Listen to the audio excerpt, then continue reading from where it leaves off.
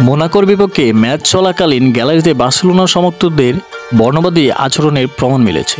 তাই স্প্যানিশ ক্লাবটিকে শাস্তি দিয়েছে ইউরোপের সর্বোচ্চ ফুটবল সংস্থা উয়েফা।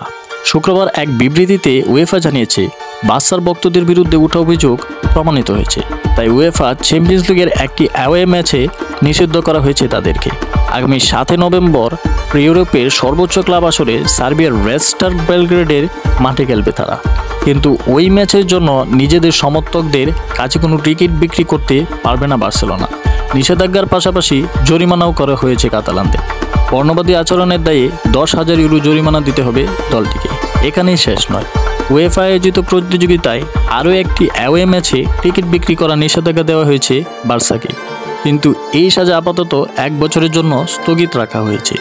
গত 20 সেপ্টেম্বর চ্যাম্পিয়ন্স লিগের এবারের মৌসুমে নিজেদের প্রথম ম্যাচে মোনাকোর মাঠে 2-1 গোলে হেরে যায় বার্সেলোনা। সেদিন তাদের সমর্থকরা গ্যালারিতে একটি কালো পতাকা টাঙিয়েছিল। সেখানে ছিল বর্ণবাদী নর্সি প্রতীকের উপস্থিতি। এরপর তদন্তকারী অভিযোগের সত্যতা পেয়েছে উয়েফা।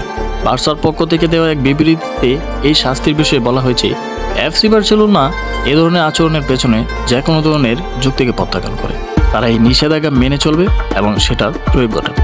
ভক্তদের বর্ণবাদী আচরণের জন্য বার্সেলোনার শাস্তি পাওয়ার ঘটনা এটি প্রথম নয়। গত এপ্রিলে গত মৌসুমের চ্যাম্পিয়ন্স লিগের কোয়ার্টার ফাইনালের প্রথম লেগে একই ধরনের কাণ্ডের দায়ে 25,000 ইউরো জরিমানা দিতে হয় তাদেরকে। সেবার পিএসজির মাঠে পার্ক দে প্রিন্সেসের ম্যাচ চলাকালীন ন্যাচি সেলুট দিয়েছিলেন ক্লাবটির সমর্থকরা।